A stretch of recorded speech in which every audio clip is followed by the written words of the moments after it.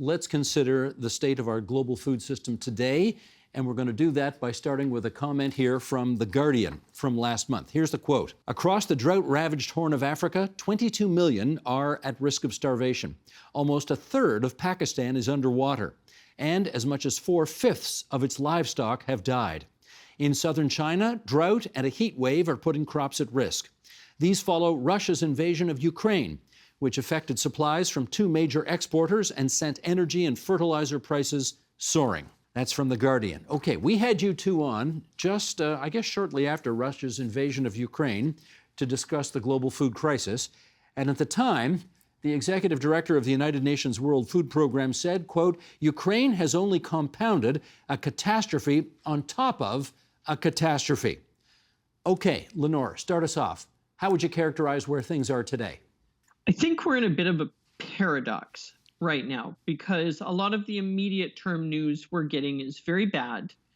But on the flip side, we are rapidly developing the technology to take the global food system and create an intensive local food system that will produce food using technology year-round, anywhere, anytime. And we're seeing both of these things happen at once. Where we're seeing hunger spreading around the world, we're also seeing farmland being returned to wilderness because it's simply not needed anymore. And they're both happening on the same planet. And basically, it's a bit of a race between chaos and technology. And I'm an optimist, so I have to feel that technology might win, but it's a near thing. And we need to really lean in heavily to moving toward that advanced food system as fast as possible. Evan, according to the United Nations, world food prices fell for the 6th straight month in September. How much is that helping to ease the crisis? Yes, the last few months are sort of what's happened since we chatted back, I think it was April, Steve, there was this terrible situation. The grain barges and the grain ships from the Ukraine were not able to get out into world markets. And I think I said at the time, we better hope that the Canadian farmers in the Canadian prairies have a really good summer because we're really going to depend on what comes out of North America this year. And luckily, we threw the dice and Mother Nature cooperated with us and the farmers stepped up and Canada has actually had a bumper harvest. There's never been more wheat in the Canadian prairies than this year. So that plus the grain ships moving out of blockade in Ukraine, a drop in international energy prices, which has helped bring food prices down, has taken the sort of the roll off the boil a little bit, in the last couple of months, and that is helping. And we are still in this sort of chronic crisis situation, if you can be in a chronic crisis, where we're right at the edge of what many people can tolerate. And people, because of high food prices all over the world, hundreds of millions of them are slipping from very poor to abject poverty. And so it hasn't boiled over like I thought it was going to, partly because of the Canadian prairies just having this outstanding year. But last week, OPEC decided to cut production, and oil prices are going to go up again, are already going up again. Food prices will probably follow. So I don't think that even in the short term we can breathe a sigh of relief. I think we're in a very, very precarious position in the short term. In the medium term, I think Lenore is right. We can move towards a more intensive local system that will provide sort of some longer term solutions. But over the next year, 2 years, maybe 5 years, I think we're going to lurch from crisis to crisis as climate change and civil unrest and trade volatility continue to upend the system we've depended on for the last 50 years. Do you ever have those moments, though, Lenore, where you scratch your head and you look around the world and you see all of the awful news and devastation that so many other countries are dealing with right now, and yet Canada had a bumper crop this year? You ever scratch your head and say, how is all that possible? Probably not, but then it's kind of my job to understand how that's possible, I guess. I mean, Canada is in a very lucky position in terms of food. We're a food superpower. To be honest, we should stop subsidizing oil and gas and start subsidizing like broccoli and leafy green production because we're good at food. We're good at producing carbs. We always have been. We have the land, we have the water, and we also have the technological know-how, and that doesn't get enough play. And we also will probably be one of the first large countries to switch totally to green energy. I mean, we're already quite close compared to many. So in a way, we got lucky.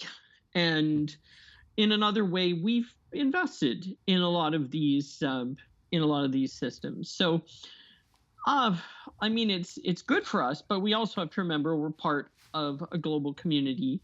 And really, the fact that anyone's hungry at all is a policy failing, not a technological failing. It's a political decision, I think you've told us in the past. Exactly. We have chosen to build a world in which some people are hungry and some have more calories than they can ever use. That really reflects poorly on us as a species. Evan, I want to take you back overseas. And while there is an actual war going on between Putin's Russia and Ukraine, there is also an energy war going on between Russia and parts of Eastern and Western Europe. And I wonder how you see that affecting the price of fertilizer and or other things necessary for what we've been discussing going forward. Well, starting about in the 1950s, we had a series of technological breakthroughs around developing fertilizers and pesticides, irrigation, tractors, and things like that, that really yoked the food system to the energy system. So ever since the 1950s, the price of food has been way more sensitive to the price of energy than it has been to, say, population growth or whatnot, or demand. So food really reflects the input costs of energy much more than it reflects anything else, or the price of food does.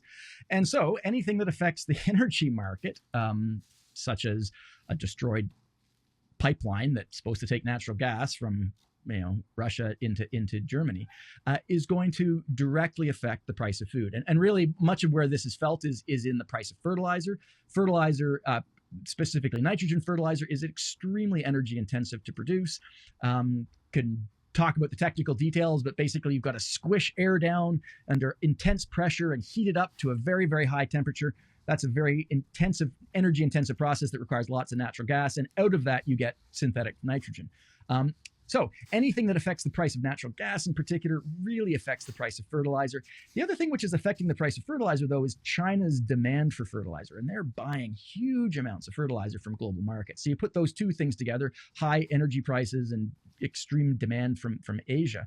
And I looked the data up recently, and I think a lot of farmers across the world have seen their input costs rise by 200-300% in the last year or 18 months. So you think of our food prices, a consumer food price inflation is running a bit somewhere between 10 and 20%. Farmers have been facing 100 to 200% input price inflation for things like nitrogen fertilizer. So that really puts a lot of farmers into a really tough situation, and anything that keeps that energy market volatile is going to be problematic. In the longer term, we're going to find alternatives, and we'll find more energy efficient ways of dealing with this problem. But in the short term, like this year, next year, there's a heck of a bill to be paid if you're a farmer in the world right now. And we are happy to remind everybody that you two recently collaborated on Dinner on Mars, the technologies that will feed the red planet and transform agriculture on Earth. Lenore Newman, Evan Fraser, thanks for joining us on TVO tonight.